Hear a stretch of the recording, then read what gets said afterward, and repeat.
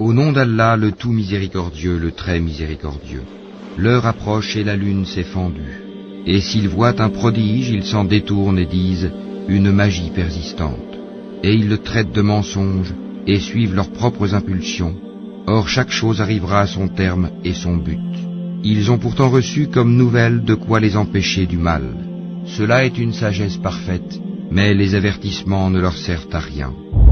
L'échéance du règlement de leur compte approche pour les hommes, alors que dans leur insouciance, ils s'en détournent. Aucun rappel de révélation récente ne leur vient de leur Seigneur, sans qu'ils ne l'entendent en s'amusant. Leur cœur distrait. Et les injustes tiennent des conversations secrètes et disent « Ce n'est là qu'un être humain semblable à vous. Allez-vous donc vous adonner à la magie alors que vous voyez clair ?» Il a répondu « Mon Seigneur sait tout ce qui se dit au ciel et sur la terre, et il est l'audient, l'omniscient. Ô hommes, craignez votre Seigneur. Le séisme qui précédera l'heure est une chose terrible. Le jour où vous le verrez, toute nourrice oubliera ce qu'elle allaitait, et toute femelle enceinte avortera de ce qu'elle portait. Et tu verras les gens ivres, alors qu'ils ne le sont pas, mais le châtiment d'Allah est dur. Et il y a des gens qui discutent au sujet d'Allah sans aucune science, et qui suivent tout diable rebelle. Il a été prescrit à l'égard de ce dernier qu'il égarera quiconque le prendra pour maître, et qu'il le guidera vers le châtiment de la fournaise. Quand le soleil sera obscurci, que les étoiles seront ternies, et les montagnes mises en marche, et les chamelles à terme négligées, et les bêtes farouches rassemblées, et les mers allumées, et les âmes accouplées, et qu'on demandera à la fillette enterrée vivante pour quel péché elle a été tuée, et quand les feuilles seront déployées, et le ciel écorché, et la fournaise attisée, et le paradis rapproché, chaque âme saura ce qu'elle a présenté. Non, je jure par le jour de la résurrection. Mais non, je jure par l'âme qui ne cesse de se blâmer. L'homme pense-t-il que nous ne réunirons jamais ses os? Mais si, nous sommes capables de remettre à leur place les extrémités de ses doigts. L'homme voudrait plutôt continuer à vivre en libertin. Il interroge, à quand le jour de la résurrection? Lorsque la vue sera éblouie, et que la lune s'éclipsera, et que le soleil et la lune seront réunis, l'homme ce jour-là dira, où fuir? Non, point de refuge. Vers ton Seigneur sera ce jour-là le retour. L'homme sera informé ce jour-là de ce qu'il aura avancé et de ce qu'il aura remis à plus tard. Mais l'homme sera un témoin perspicace contre lui-même, quand même il présenterait ses excuses. Ne remue pas ta langue pour hâter sa récitation. Son rassemblement dans ton cœur et sa fixation dans ta mémoire nous incombent, ainsi que la façon de le réciter. Non, par la lune, et par la nuit quand elle se retire, et par l'aurore quand elle se découvre, Sakar est l'un des plus grands malheurs, un avertissement pour les humains. Pour qui d'entre vous veut avancer ou reculer? Toute âme est l'otage de ce qu'elle a acquis, sauf les gens de la droite, les élus. Dans des jardins, ils s'interrogeront au sujet des criminels. Qu'est-ce qui vous a acheminé à Sakar? Ils diront, nous n'étions pas de ceux qui faisaient la salate, et nous ne nourrissions pas le pauvre, et nous nous associons à ceux qui tenaient des conversations futiles, et nous traitions de mensonges le jour de la rétribution, jusqu'à ce que nous vînt la vérité évidente, la mort. T'est-il parvenu le récit de l'enveloppante? Ce jour-là, il y aura des visages humiliés, préoccupés, harassés. Ils brûleront dans un feu ardent et seront abreuvés d'une source bouillante. Il n'y aura pour eux d'autre nourriture que des plantes épineuses d'Ari, qui n'engraissent ni n'apaisent la faim. Quand le ciel se rompra, et que les étoiles se disperseront, et que les mers confondront leurs eaux, et que les tombeaux seront bouleversés, toute âme saura alors ce qu'elle a accompli et ce qu'elle a remis de faire à plus tard.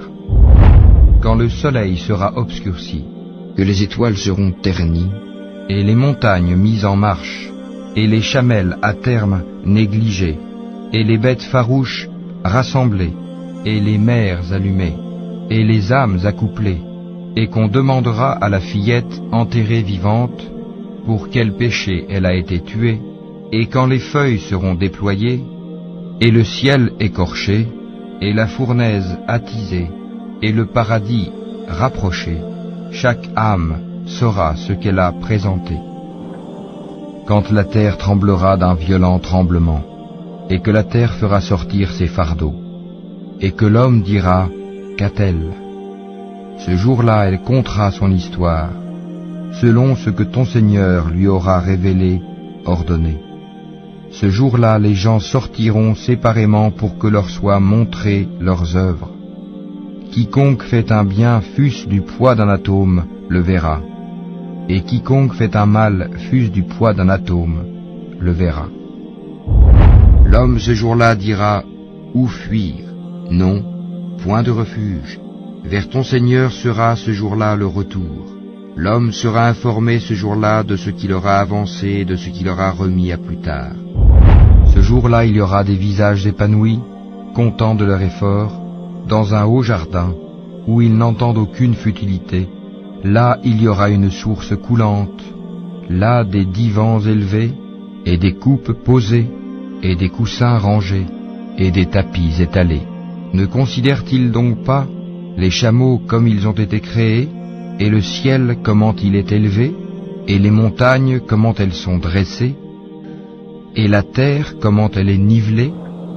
Prenez garde quand la terre sera complètement pulvérisée, et que ton Seigneur viendra ainsi que les anges, rang par rang, et que ce jour-là on amènera l'enfer. Ce jour-là, l'homme se rappellera, mais à quoi lui servira de se souvenir? Il dira, hélas, que n'ai-je fait du bien pour ma vie future? Ce jour-là donc, nul ne sera châtié comme lui châtie. Mais vous aimez plutôt la vie éphémère, et vous délaissez l'au-delà.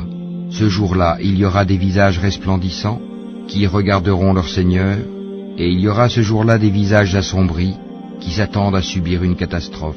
Mais non, quand l'âme en arrive au clavicule, et qu'on dit qui est exorciseur, et que l'agonisant est convaincu que c'est la séparation, la mort, et que la jambe s'enlace à la jambe, c'est vers ton Seigneur ce jour-là que tu seras conduit.